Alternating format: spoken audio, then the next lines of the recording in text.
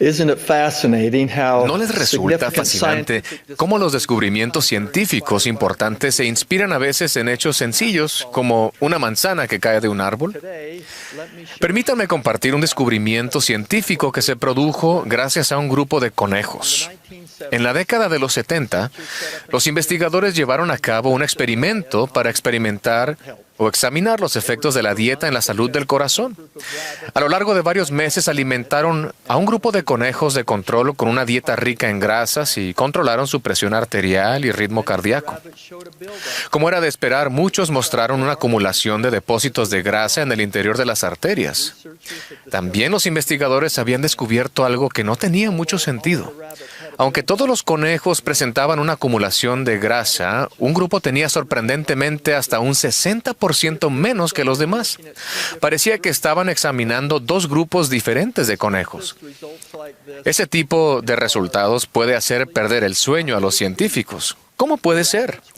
Todos los conejos eran de la misma raza, procedentes de Nueva Zelanda, con un acervo genético prácticamente idéntico. Cada uno había recibido la misma cantidad y la misma comida. ¿Qué significaba esto? ¿Acaso esos resultados invalidarían el estudio? ¿Había fallos en el diseño del experimento? Los científicos se afanaron para comprender el resultado. Finalmente dirigieron su atención hacia el personal de la investigación. ¿Sería posible que los investigadores hubieran hecho algo para influir los resultados? Al investigar, descubrieron que todos los conejos con menos depósitos de grasa habían estado bajo el cuidado de una misma investigadora. Ella alimentaba a sus conejos con la misma comida que los demás, pero, según informó un científico, era una persona extraordinariamente amable y compasiva. Cuando alimentaba a los conejos, les hablaba, los abrazaba y los acariciaba. No podía evitarlo. Así era ella. Hacía algo más que dar comida a los conejos. Les daba amor. A primera vista parecía improbable que esa fuera la razón de la categórica diferencia, pero el equipo de investigación no pudo ver otra posibilidad.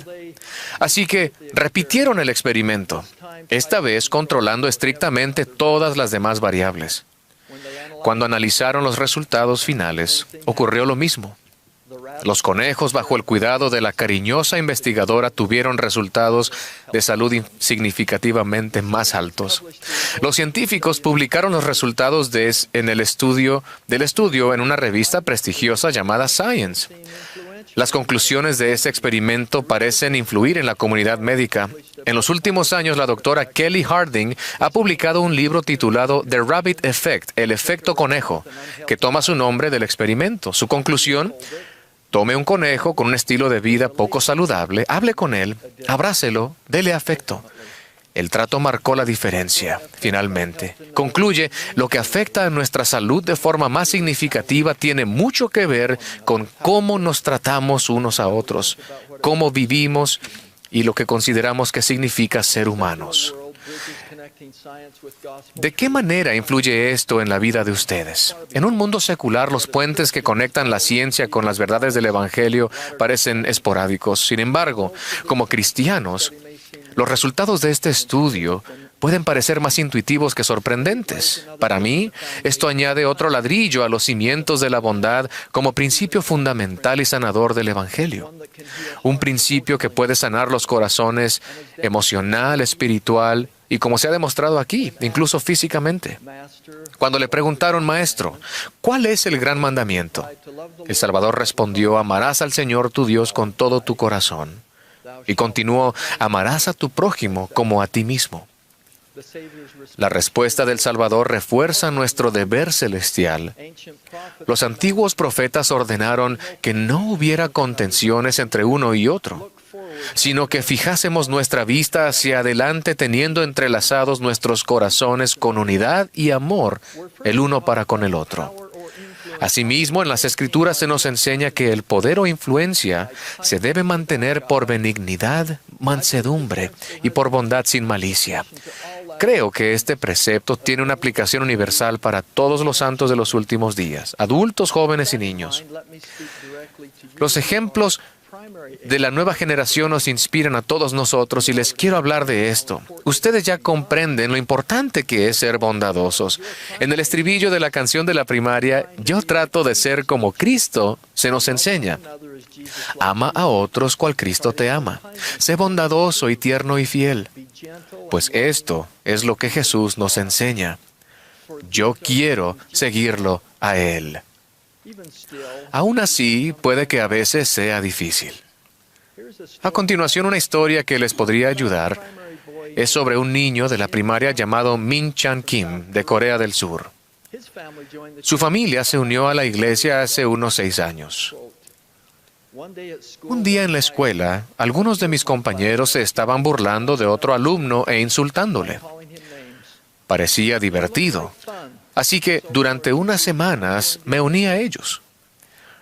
Después de varias semanas, el niño me dijo que, aunque él actuaba como si no le importara, nuestras palabras lo herían y lloraba cada noche. Y yo casi lloré cuando me lo contó. Me dio mucha pena y quise ayudarlo. De modo que al día siguiente me acerqué a él, puse mi brazo sobre sus hombros y le dije, siento mucho haberme burlado de ti. Él asintió al oírme y se le llenaron los ojos de lágrimas. Sin embargo, los otros niños seguían burlándose de él. Entonces recordé lo que había aprendido en mi clase de la primaria, hacer lo justo. Les pedí a mis compañeros que dejaran de burlarse. La mayoría decidió no cambiar y se enojaron conmigo. Pero uno de ellos le pidió disculpas y los 3 nos hicimos buenos amigos. Algunas personas todavía se burlan de él, pero se siente mejor porque nos tiene a nosotros.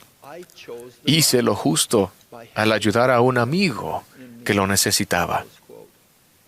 ¿No es este un buen ejemplo de cómo tratar de ser como Jesús? Ahora, para ustedes, hombres y mujeres jóvenes, a medida que uno se hace mayor, burlarse de los demás puede derivar en algo muy peligroso. La ansiedad, la depresión y otras cosas peores suelen acompañar al acoso. Aunque el acoso no es un concepto nuevo, las redes sociales y la tecnología lo han llevado a un nuevo nivel. Se convierte en una amenaza más constante. El acoso vía Internet. El adversario está utilizando esto para perjudicarlos, a su generación. No hay lugar para esto en su ciberespacio, vecindarios, escuelas o clases. Hagan todo lo posible para que esos lugares sean más bondadosos y seguros. Si observan o participan pasivamente en algo así, no conozco un mejor consejo que el que nos dio el elder Dieter F. Uchtdorf. Cuando se trate de odiar, chismear, ignorar, ridiculizar, sentir rencor o el deseo de infligir daño, apliquen lo siguiente: dejen de hacerlo. ¿Lo escucharon? Dejen de hacerlo. Cuando se muestren amables, cuidadosos y compasivos, incluso digitalmente, les prometo que alzarán los brazos caídos y sanarán los corazones. Después de hablar a los niños de la primaria y a los jóvenes, ahora quiero dirigirme a los adultos de la iglesia. Tenemos la responsabilidad primordial de marcar la pauta y ser modelos de amabilidad, inclusión y cortesía, de enseñar continuamente a la nueva generación una conducta semejante a la de Cristo en lo que decimos y cómo actuamos. Es importante, a medida que observamos un cambio social hacia la división en la política, clases sociales y casi cualquier otra distinción establecida por el hombre. El presidente Ballard también ha enseñado que los santos de los últimos días no solo debemos ser amables entre nosotros, sino con todos los que nos rodean. Él dijo, en ocasiones escucho acerca de miembros que ofenden a los de otras religiones al pasarlos por alto y no incluirlos en su círculo de amistades. Eso puede suceder especialmente en comunidades donde nuestros miembros son la mayoría. He escuchado acerca de padres de criterio limitado que dicen a sus hijos que no pueden jugar con cierto niño del vecindario porque su familia no es de la iglesia. Ese tipo de comportamiento no va de acuerdo con las enseñanzas del Señor Jesucristo. No entiendo por qué un miembro de nuestra iglesia permitiría que sucediera ese tipo de cosas. Yo he sido miembro de esta iglesia toda mi vida. No he escuchado que se exhorte a los miembros de esta iglesia a hacer otra cosa que bondadosos, tolerantes y benevolentes. El Señor espera que enseñemos que la inclusión es un recurso positivo hacia la unidad y que la exclusión conduce a la división. Como seguidores de Jesucristo, nos sentimos consternados cuando escuchamos cómo se maltrata a los hijos de Dios por su raza. Nos sentimos desconsolados al escuchar sobre los recientes ataques a personas de raza negra, asiática, latina o de cualquier otro grupo. Los prejuicios, la tensión racial o la violencia no deberían nunca tener cabida en nuestros vecindarios, comunidades o dentro de la iglesia. Que cada uno de nosotros, sin importar su edad, hagamos lo mejor posible. A pesar de que se esfuercen por demostrar amor y bondad, sin duda resultarán heridos o afectados por las malas decisiones de otros. ¿Qué hacemos entonces?